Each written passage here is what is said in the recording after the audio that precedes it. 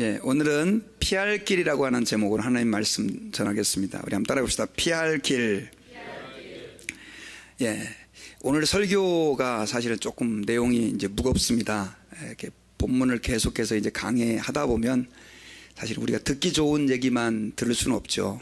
그래서 오늘 좀 무거운 얘기인데, 사실 사람들은 다 이제 은혜, 회복, 사랑, 이런 말 되게 듣기 좋아하는데, 심판, 지옥, 이런 말 거북스러워하죠. 부담스러워하죠. 근데 정말 우리가 천국과 지옥이 있다라고 하는 것을 믿는다면, 그리고 하나님이 심판하시는 하나님이라고 하는 사실을 우리가 믿는다면, 사실은 저희들은 은혜, 사랑, 구원, 천국 이런 얘기도 들어야 되지만 또 하나님의 심판에 대한 말씀도 들어야 될 줄 믿습니다. 이렇게 아이들을 키울 때예요, 그 아이들에게는 꼭 두 가지가 필요합니다. 첫째는 뭐냐면 사랑이죠. 그래서 애들을 부모가 이렇게 열심히 사랑해야 됩니다. 사랑을 잘 받지 못하고 자란 아이들은 나중에 이제 크면 좀 문제가 생기죠. 근데 사랑만 베풀어주면 아이가 잘 큽니까? 아니죠. 때로는 그 아이를 벌하는 것도 필요해요. 소위 말해서 심판하는 것도 필요하다는 것이죠. 그래서 아이들은 그걸 너무너무 싫어하지만 잘못했을 때 너희들이 벌을 받는다라고 하는 것을 가르쳐 줄 때 그 아이들이 균형적으로 잘 자랄 수가 있다라고 하는 것입니다. 마찬가지입니다. 사실은 우리가 신앙생활 할 때도 우리가 천국, 하나님의 은혜, 이런 것들을 우리가 늘 사모하고 또 갈망하고 좋아하지만 하나님의 심판이라고 하는 것이 어떤 것인지를 알 때 또한 저희들이 경각심을 가지게 되고 하나님 앞에서 믿음을 돌아보게 되고 또 하나님이 기뻐하는 그 길로 걸어갈 수 있게 된다라고 하는 것이죠. 그래서 여러분, 예수님은 이 땅에 오셔가지고 사랑을 선포하셨습니다. 그렇죠? 내가 죄인들을 불러 구원하러 왔다, 이런 말씀을 많이 했고, 그런데 예수님 바로 전에 하나님이 보낸 그 선지자였던 세례 요한은 어떤 메시지를 전했냐면요, 도끼가 나무 뿌리에 놓였으니 회개하지 않는 나무는 찍어서 어떻게 한다고요? 불에다가 던진다. 이건 하나님의 심판을 선포하는 것이었습니다. 그래서 오늘 이 시간에 저희들이 이 오늘 말씀 성경 본문을 통해서 하나님의 심판에 대해서 한번 우리가 깊이 있게 한번 돌아보기를 원합니다. 내용이 좀 무겁지만 그러나 이것이 우리에게 영적 유익이 되고 우리가 이 말씀을 잘 들음으로 인해서 또한 하나님께서 무엇을 우리에게 원하시는지를 발견해서 정말 주님 앞에 칭찬받는 저와 여러분들 모두가 될 수 있기를 바랍니다. 여러분, 오늘 본문은 예수님께서 이제 십자가로 끌려가는 그 길에서 사람들과 여인들에게 말씀해 주신 내용인데요, 심판에 관한 것이었습니다. 심판. 본문의 1차적인 의미는 예루살렘을 예수님이 심판할 것에 대한 말씀이었어요. 하지만 그것은 단순하게 예루살렘의 심판만이 아니라 오늘날 또한 우리가 당하게 될, 앞으로 예수님이 재림하셔서 우리를 심판하게 될 그 심판의 내용도 포함하고 있다고 하는 것이죠. 그래서 우리가 오늘 본문을 통해서 그 하나님의 심판이 어떤 것인지를 한 세 가지 정도로 발견하기를 원합니다. 먼저는 주님의 심판의 날에 어떤 일이 일어나게 되냐면요, 여러분, 복이 저주로 바뀌게 될 것입니다. 심판의 날 어떤 일이 일어난다고요? 복이 저주로 바뀌게 된다라고 하는 거예요. 여러분, 예수님께서 십자가를 짊어지고 이제 끌려가시다가 너무너무 연약해지시고 힘들어가지고 계속 쓰러지자 어떻게 했습니까? 그 로마의 군병들은 구레네 시몬에게 예수님의 십자가를 대신 지게 했잖아요. 근데 이제 그렇게 예수님께서는 그 로마 군병에 의해서 구레네 시몬이 대신 십자가를 지고 끌려가는 그 길 가운데 이 여자들이, 또 많은 사람들이 가슴을 치면서 그 예수님의 형장으로 끌려가는 모습을 보면서 울고 있을 때 예수님께서는 28절에서 이렇게 말씀을 하셨어요. 자, 같이 한번 읽어봅시다. 28절. 네, 시작. 예수께서 돌이켜 그들을 향하여 이르시되, 예루살렘의 딸들아, 나를 위하여 울지 말고 너희와 너희 자녀를 위해서 울라. 자, 예수님을 위해서 울고 있는 그 여인들을 향해서 예수님이 예루살렘의 딸들아, 나를 위해서 울지 말고 너희와 너희 자녀를 위해서 울라, 이렇게 말씀을 했어요. 이건 사실 상당히 이해하기 어려운 말씀이죠. 왜냐하면 예수님이 지금 형장으로 그렇게 비참한 모습으로 온몸이 피투성이가 돼가지고 끌려가고 있는 모습을 보니 뭐 울음이 안 나올 사람이 없죠. 특별히 예수님을 따르던, 예수님을 믿었던 사람들이라면 말입니다. 그런데 예수님이 그 와중에 너희들이 나를 위해서 울지 말고 너희와 너희 자녀를 위해서 울라고 하는 거예요. 이게 무슨 말일까요? 그 다음 구절은 더 이해하기 어렵습니다. 우리 29절을 한번 볼까요? 시작. 보라, 날이 이르면 사람이 말하기를 잉태하지 못하는 이와 해산하지 못하는 배와 먹이지 못한 젖이 복이 있다 하리라. 자, 때가 되면 사람들이 잉태하지 못하는 그런 사람이 복이 있고, 해산하지 못한 사람이 배가 복이 있고, 젖을 먹이지 못한 젖이 복이 있다라고 말하게 되는 때가 온다라고 하는 거예요. 자, 이게 무슨 말이냐? 지금 예수님께서는 여인들에게 나를 위해 울지 말고 너희를 위해 울라라고 하는 말씀이, 그 이유가 여기에 기록되어 있는데, 때가 되면 그렇게 비참한 날이 이른다라고 하는 거예요. 이것은 예수님이 예루살렘의 심판을, 예루살렘의 멸망을 지금 염두에 두고 그 여인들에게 하신 말씀이에요. 예루살렘이 멸망하는 때가 되면 이제는 너희들에게 이러한 비참함들이 임하게 될 것이다. 그러니까 너희들이 나를 위해서 울지 말고 너희와 너희 자녀들과 너희 동족을 위해서 울라라고 하는 그런 의미가 이 안에 담겨져 있는 것입니다. 특별히 여러분, 오늘 본문에 보면은요, 해산하지 못한 그 배, 그리고 먹이지 못한 젖이 복이 있다라고 얘기를 하고 있어요. 여러분, 유대인들에게는요, 아이를 갖는 게 굉장히 중요한 축복입니다. 아이를 갖는 게. 그래서 여러분, 성경을 보면은 아기를 갖지 못한 사람은 저주를 받은 사람이다 라고 간주되기도 했어요. 그러니까 아기를 가졌을 때 이것은 하나님의 큰 축복이라고 생각을 하는 거죠. 그리고 아이를 이렇게 젖먹이는 엄마의 모습은요, 하나님의 축복, 복의 그림이다라고 말할 수 있을 정도로 그렇게 아름다운 모습이었던 것이죠. 그런데 하나님의 심판대가 될 때는요, 이게 역전이 되는 거예요. 어떻게 역전이 되냐면, 오히려 오늘 말씀대로 해산하지 못하는 배가 복이 있고 애를 먹이지 못한 젖이 복이 있다 라고 하는 것을 예수님 지금 말씀하고 있는 거예요. 일종의 역설을 얘기하고 있는 것입니다. 여러분, 한번 생각해 보세요. 전쟁이 나가지고 성이 외적들에 의해서 침입을 당하고, 그 다음 또 거기 있는 사람들이 생명을 잃고 유린을 당할 때 가장 고통을 받는 사람이 누구겠습니까, 여러분? 아이를 가진 엄마들이죠. 사실 아이를 가진 엄마는 하나님의 축복의 상징이지만, 그러나 하나님의 심판대가 되면 아이를 가진 엄마들은 어떻게 되느냐? 결국 하나님 앞에서 가장 고통을 받는 그런 위치에 서게 되어진다라고 하는 것이죠. 그래서 여러분, 이 하나님의 심판이 임하게 될 때 우리가 한 가지 기억해야 될 것은, 복이, 우리가 생각하던 복이 어쩌면 역설적으로 저주가 될 수 있다라고 하는 거죠. 여러분, 이것은 이렇게 설명할 수 있습니다. 오늘날 우리 예수를 믿는 사람이든지 믿지 않는 사람들이든지 복이라고 하는 것이 여러분 어떤 것입니까?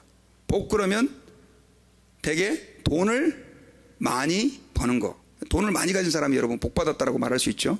여러분, 돈 많이 버는 거 너무 이렇게 나쁘게 생각하지 마세요. 사실 그것은 하나님의 복 가운데 하나입니다. 또 건강한 거, 또 높은 자리를 차지하는 거, 뭐 이런 것들, 뭐 다복한 것들이죠.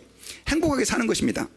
그런데 하나님의 심판대가 됐을 때 결국 그 모든 복들은 오히려 더 힘들고 아프고 고통스럽게 산 사람보다도 역설적으로 어떻게 해요? 우리의 저주가 될 것이라고 하는 거예요.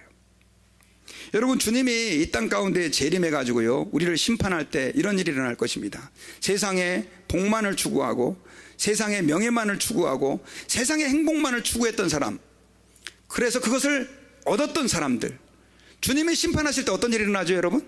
그 모든 것을 다 잃게 되는 것이죠.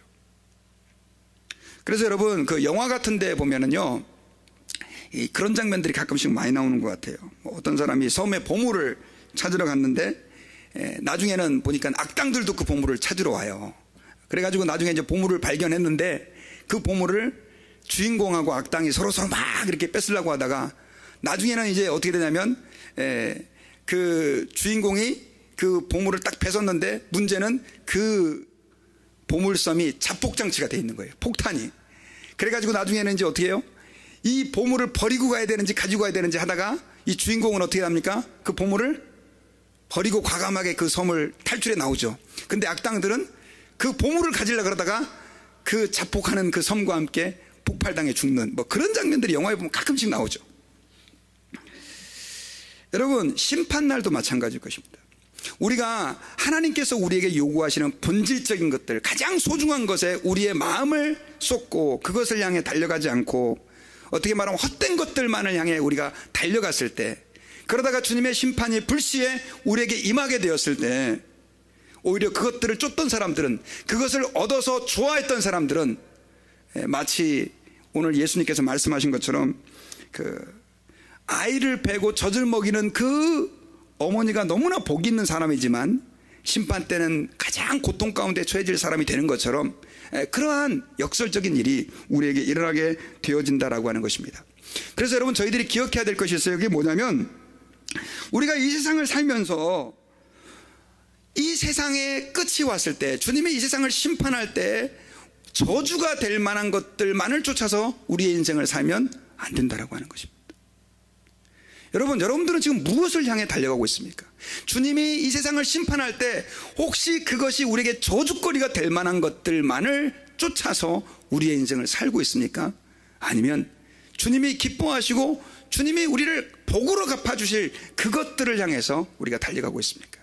그래서 예수님께서 오늘 이 예루살렘의 딸들에 대해서 말씀하면서 이 아이를 먹이지 못한 그 젖을 먹이지 못한 젖과 해산하지 못한 배가 복이 있다라고 말씀하신 것은 바로 이러한 의미가 그 안에 담겨져 있다라고 하는 것입니다.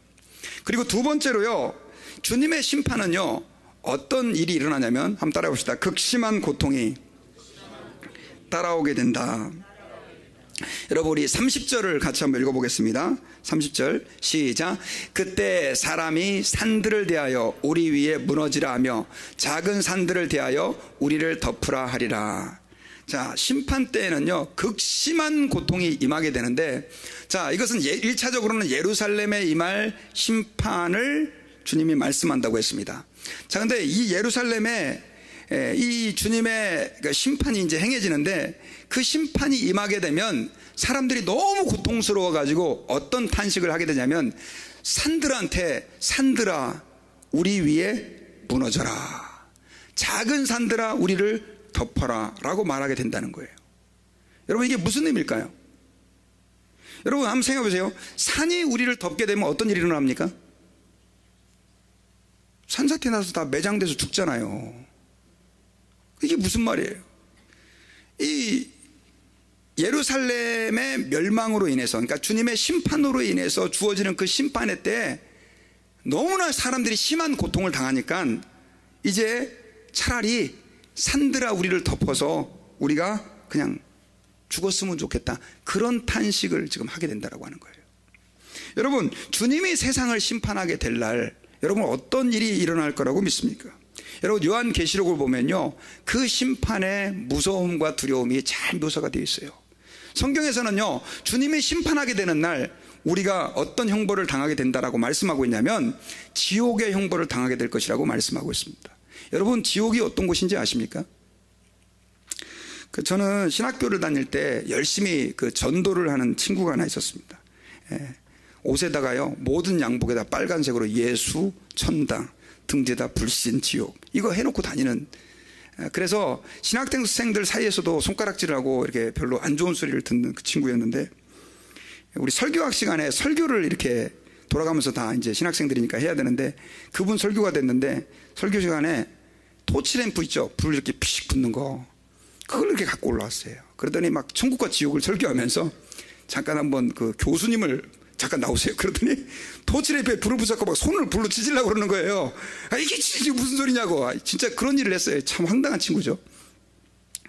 저는 그 장면을 지금도 잊을 수가 없는데, 그러면서 사실은 좀 이렇게 무례하고 말도 안 되는 뭐 그런 식으로 설교를 했는데, 그 친구가 얘기하려고 했던 게 뭐였냐면, 지옥이란 이렇게 고통스러운 곳입니다라고 하는 것을 나중에 설명하는 거예요.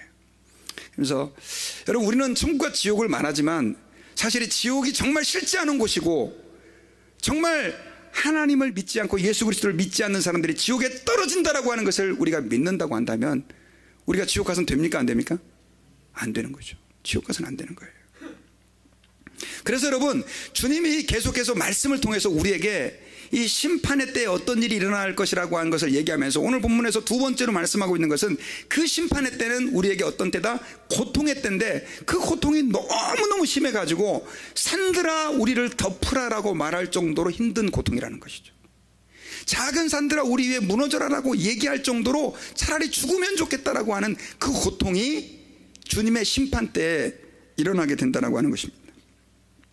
여러분, 실제로요, 그 예루살렘은요, 예수님께서 이 예언을 하신 약 40년 뒤에 이제 독립을 위해서 AD 66년에 반란이 일어났어요. 반란이. 이스라엘 민족이 반란을 일으켰는데 로마에서는 이제 그 반란을 평정하기 위해서 많은 군대를 보내가지고 그 예루살렘 성을 다 포위해가지고 거기 있는 사람들을 다 죽이는데 그 당시 예루살렘의 인구가 이 예루살렘 성에 모여 있었던 사람이 몇 명이냐면 270만 명이래요. 270만 명. 굉장히 많은 인구가 있었습니다.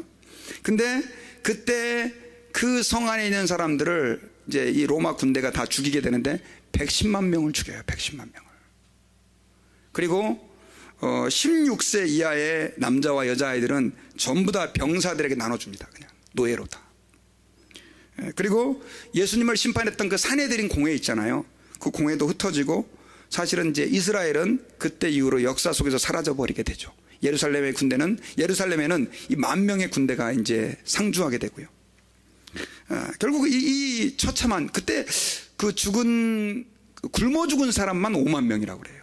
그러니 여러분 한번 생각해 보세요. 270만 명 중에 110만 명이 살해를 당할 그 비참한 멸망이 예루살렘에 있었는데 주님이 지금 그걸 얘기하고 있는데 여러분, 주님이 최후에 이 땅에 재림하셔서 심판하실 심판이라고 하는 것은 이거보다도 훨씬 더 고통스러운 심판이 될 것이다 라고 하는 사실을 저희들이 기억해야 됩니다.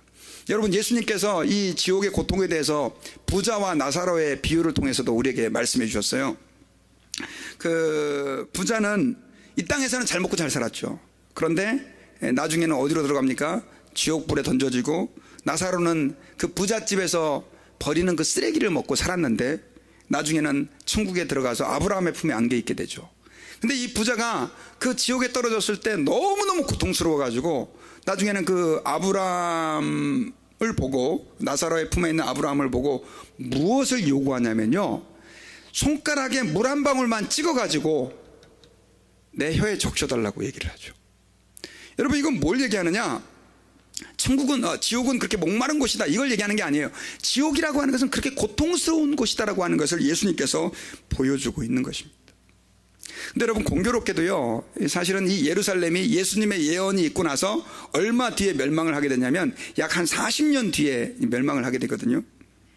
근데 이 40년의 기간은 사실은 이 예루살렘 사람들이 예수님을 거절하고 또 이스라엘의 지도자들이 예수님을 십자가에 못 박은 것을 회개할 기회를 주신 거죠.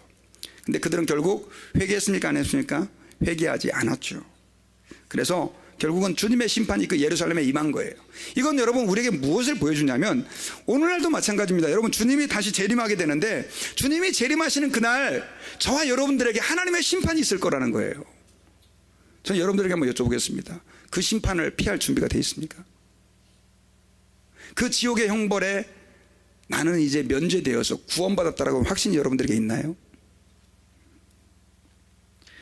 오늘날 사람들은요, 너무 무감각해요. 뭐 지옥 가면 그냥 지옥 간다는 게 하나의 농담처럼 됐어요. 너 그러면 지옥 가? 예. 그러다 보니까 지옥이 뭐 아무것도 아닌 것처럼 생각을 해요. 그냥 뭐 단지 뭐 좀 고통이 있는 곳인가 보다, 이렇게 생각을 한단 말입니다. 여러분, 그렇지 않습니다. 저는 여기 우리 다사랑교회에 있는 여러분들 모두가 다, 또 이 말씀을 듣는 모든 분들이 지옥에 안 들어가기를 주의 이름으로 부탁드립니다. 이렇게 열심히 와서 예배 드리고 또 교회 다니고 했는데 그 최후의 심판 때 지옥으로 간다면 이거 얼마나 비참한 일입니까?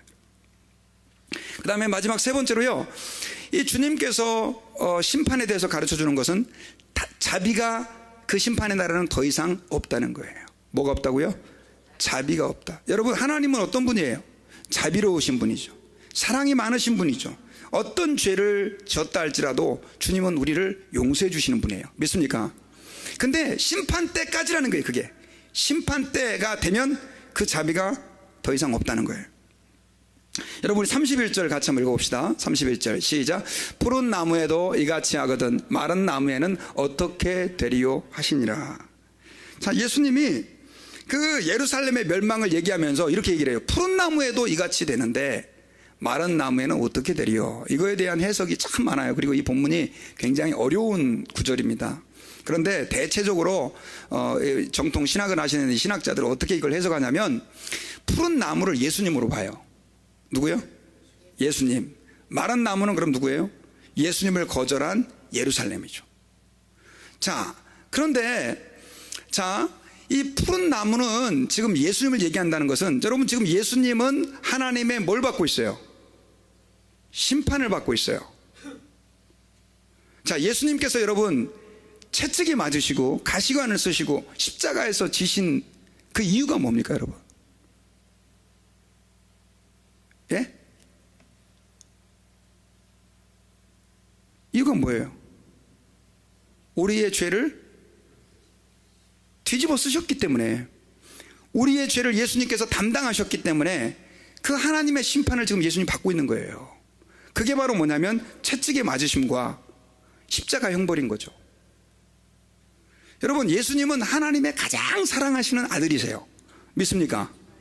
그분은 죄도 없으세요. 그런데 그 예수님이, 푸른 나무이신 예수님이 단순하게 우리의 죄를 짊어지신 거예요. 짊어지셨는데도 짊어지신 그것으로 그렇게 처참한 형벌을 받으신 거죠. 왜요? 죄에 대해서는 하나님이 심판하시기 때문에. 근데 마른 나무, 회개하지 않고 교회 나와도 그냥 왔다리 갔다리만 하고 전혀 하나님에 대해서 관심 없고 죄 짓는 것이 인생의 목적이고 복음을 거절하고 심지어 예수님을 십자가에 못 박은 그 유대인들 어떻게 되겠냐는 것이죠. 주님의 자비가 그들에게 주어질 수 있다? 없다는 것이죠. 여러분 하나님은 40년을 기다려주셨잖아요. 예루살렘에. 하나님은요 바로 심판하지 않으세요. 항상 기다려주세요. 우리에게 그리고 복음을 듣게 하세요. 왜요? 회개할 시간을 주시기 위해서. 어떤 때는 주님이 하루를 1000년같이 기다려준대요. 하루를 1000년같이. 하루를 1000년같이. 근데도 그걸 깨닫지 못하고 있다고 한다면 이제 주님의 심판의 날이 도래했을 때 그 사람은 여러분 이제 더 이상 구원의 기회가 없어진다라고 하는 사실을 기억해야 됩니다. 여러분 예수님이 십자가에서 못 박혀 죽으실 때 아람어로 유명한 말씀을 남기셨어요. 우리 예근이가 6살 때 이걸 외워가지고 아빠 이게 무슨 뜻인지 알아? 그래서 말했던 말인데 엘리 엘리 라마 사박다니라고 하는 말이에요. 여러분 혹시 아세요? 예수님께서 십자가에서 죽으실 때 하셨던 말 가운데 엘리 엘리 라마 사박다니. 자, 이게 무슨 뜻일까요? 이런 뜻이에요. 여러분, 나의 하나님 어찌하여 나를 버리셨습니까? 그런 뜻이에요. 여러분 아버지 하나님께서요 아들 예수님을 버리셨대요. 왜 버리셨어요?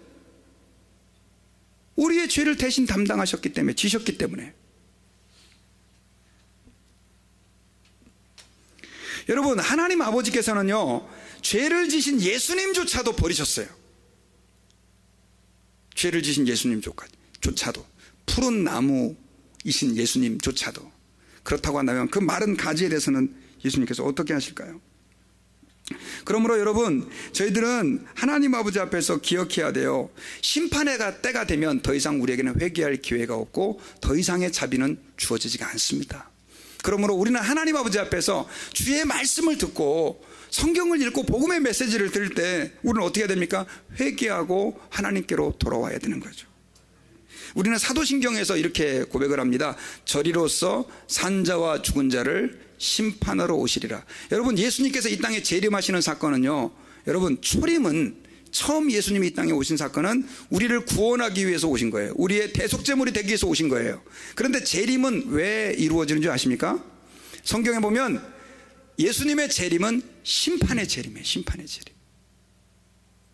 여러분 저는 여러분들에게 한번 진짜 한번 여쭤보고 싶습니다. 예수님의 재림을 믿습니까? 예수님이 다시 오시는 거 믿습니까? 예, 다시 오세요. 성경에서는 여러분 예수님의 재림에 대해서 너무나 많이 얘기하고 있어요. 그 재림은 바로 예수님의 심판을 의미하는 거예요. 그러므로 여러분 우리가 살아있는 동안 예수님이 아직 재림하기 전에 우리는 어떻게 되느냐? 주님 앞에 돌아와야 되는 거죠. 여러분 우리가 그럼 어떻게 이 주님의 두려운 심판, 이 무시무시한 심판, 이런 고통스러운 심판을 피할 수 있을까요? 오늘 설교의 제목이 뭡니까 여러분? 피할 길. 어떻게 피합니까? 우리 속담에, 우리 한국 속담에 참 좋아요. 하늘이 무너져도 솟아날 구멍이 있다. 하늘이 무너지는데 어떻게 피합니까? 근데 여러분 피할 길이 있다고 성경에서는 얘기하고 있는 거예요. 이런 두려운 심판, 거기에서 우리가 피할 길이 있다는 거예요. 그 피할 길이 뭡니까 여러분? 예수 그리스도를 믿는 겁니다.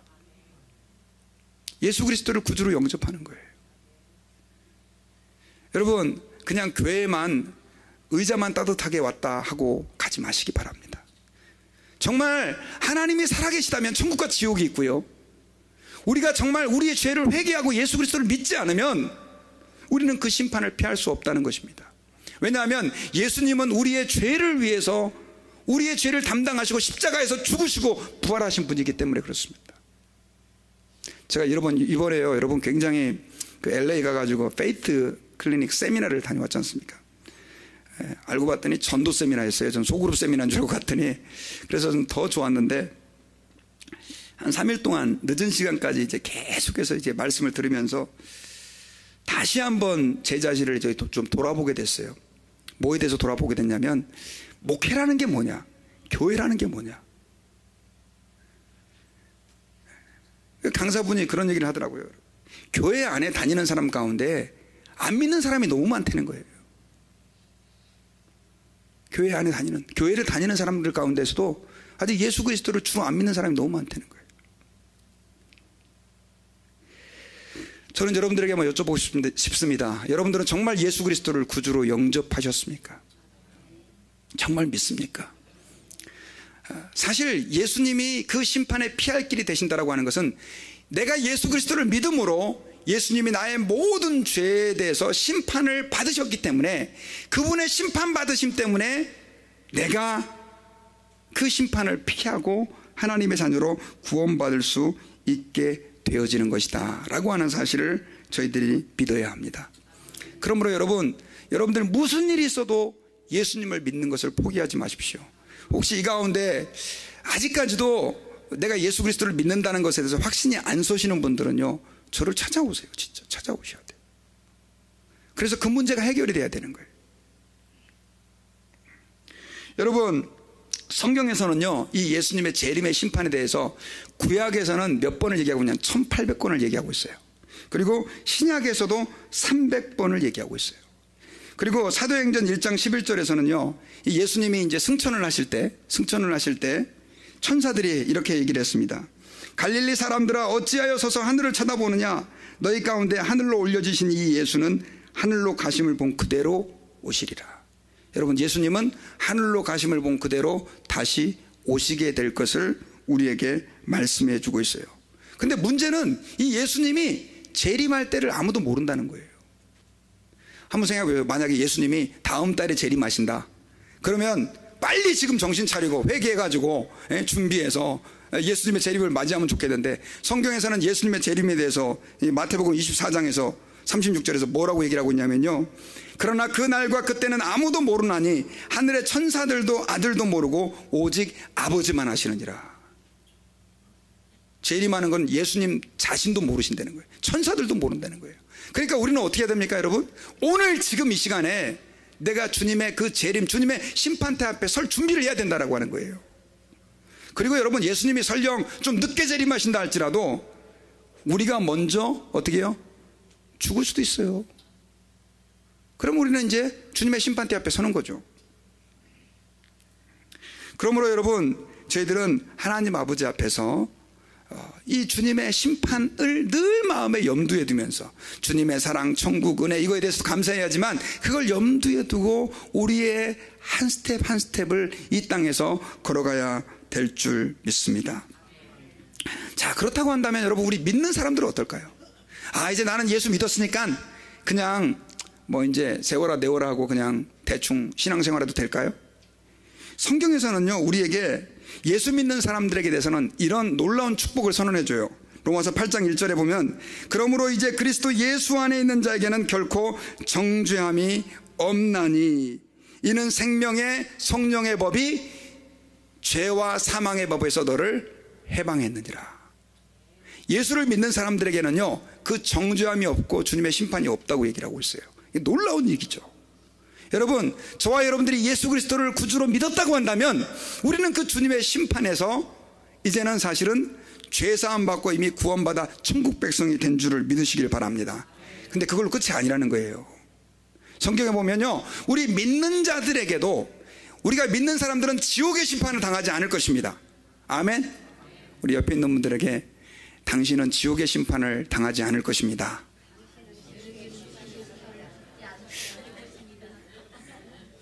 근데도 혹시 나는 지옥 가면 어떡하지? 그렇게 걱정하시는 분들은 찾아오셔야 돼요, 저를. 근데 지옥의 심판은 당하지 않는데 성경 고린도후서 5장 10절에 보니까요, 우리 믿는 자에게도 심판이 있다는 거예요. 어떤 심판이 있느냐? 자, 우리 여러분 잘 읽어봅시다. 시작. 이는 우리가 다 반드시 그리스도의 심판대 앞에 나타나게 되어 각각 선악간에 그 몸으로 행한 것을 따라 받으려 함이라. 자, 이거는 천국과 지옥의 심판을 얘기하는 게 아니에요.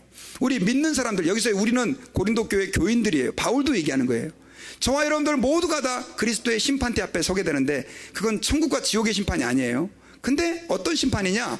선악간에 그 몸으로 행한 것을 따라 하나님이 주시는 상급의 심판이 있다는 거예요. 어떤 분들은 예수님을 믿으라 그러니까요, 죽기 전에 믿겠대요. 죽기 전에. 지금 뭐 이렇게 좋은 세상에 누리고 살아야죠.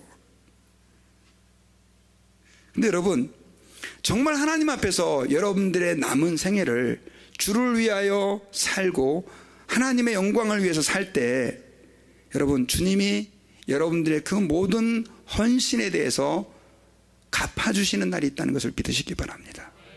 이게 바로 우리 믿는 자에게 남아있는 심판이다라고 하는 거예요.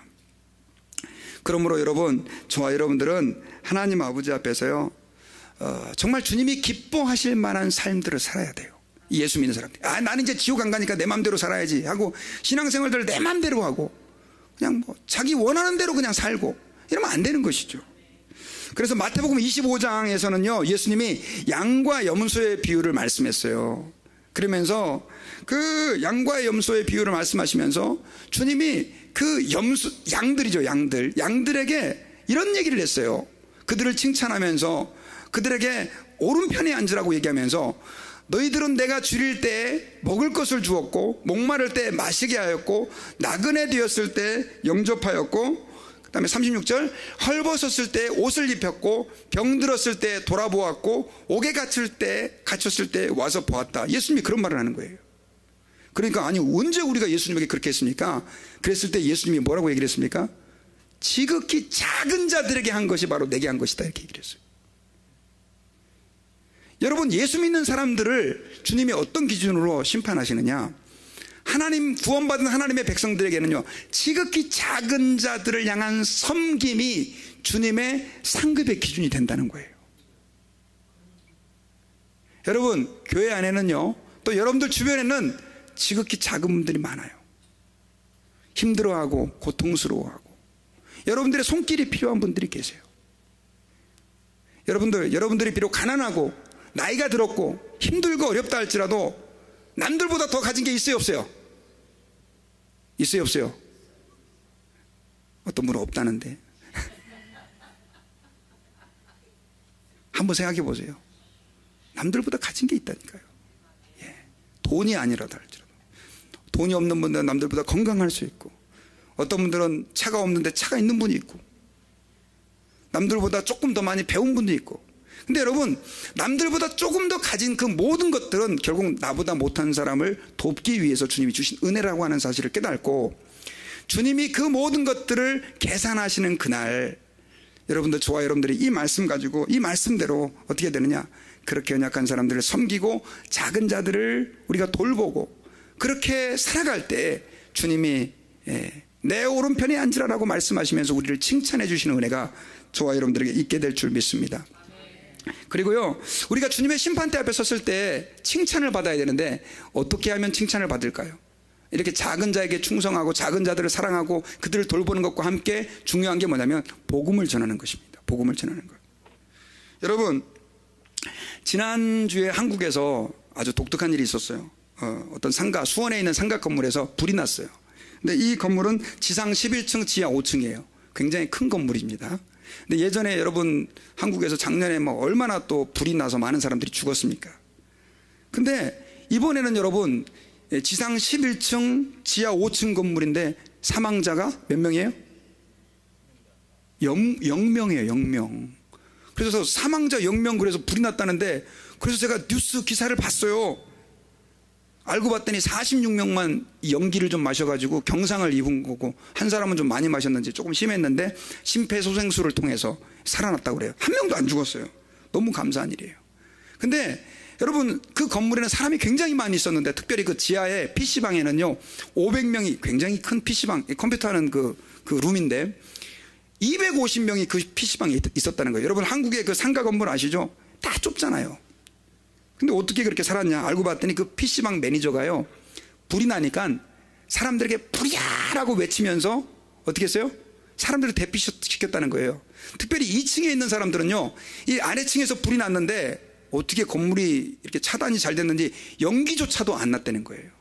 그게 모르고 있었는데 사람이 뛰어가 가지고 불이야라고 얘기하니까 2층 사람들이 그 말을 듣고 대피해 갖고 사는 거예요. 만약 조금만 늦었다고 한다면 엄청난 인명피해가 일어났을 거예요. 여러분 그 기사를 보는 순간 제게 어떤 생각이 들었는 줄 아십니까? 여러분들은 주님의 심판을 믿습니까? 주님의 재림을 믿습니까? 주님이 심판하시고 재림하시는 분으로 이 땅 가운데 다시 오실 것을 믿는다면 저 믿지 않는 사람은 그 심판 아래서 이제는 어떻게 됩니까? 지옥으로 던져질 겁니다. 그러면 우리는 어떻게 해야 됩니까? 어떻게 해야 돼요? 불이야라고 외쳐야죠. 불이야! 심판이 있다.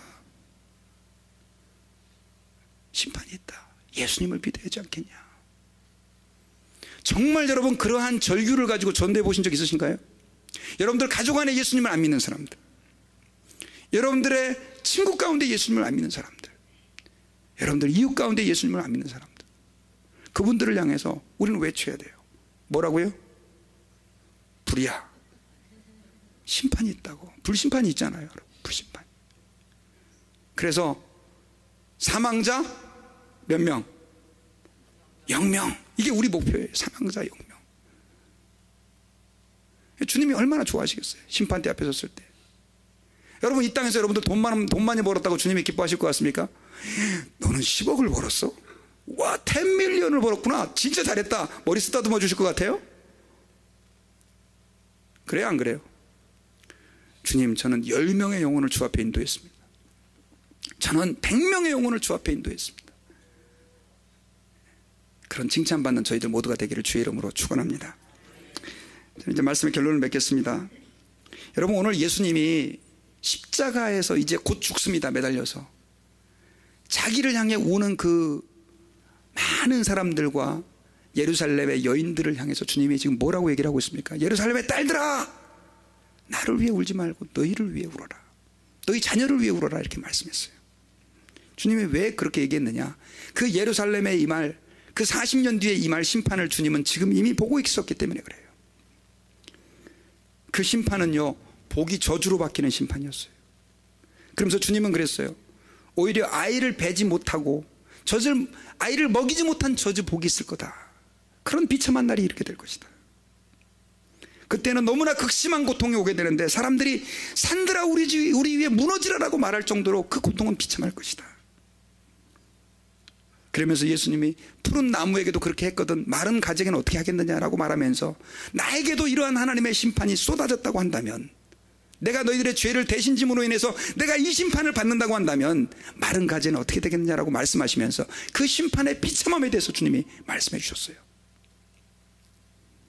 저와 여러분들은 그 심판에 피할 길 대신 예수 그리스도를 붙잡고 그 심판이 나와 상관없는 심판이 되기를 주의 이름으로 축원합니다. 그리고 그뿐이 아니라 내 가족들 가운데 아직도 그 심판의 그늘 아래 있으면서 알지 못하는 그들에게 심판이 있다라고 외칠 수 있는 전도자가 되기를 원합니다. 여러분들의 직장에, 여러분들의 이웃 가운데 아직도 그 심판을 알지 못하고 이 세상이 다인 것처럼 살아가는 사람들에게 저와 여러분들의 복음의 증인이 되기를 주의 이름으로 축원합니다. 기도하겠습니다.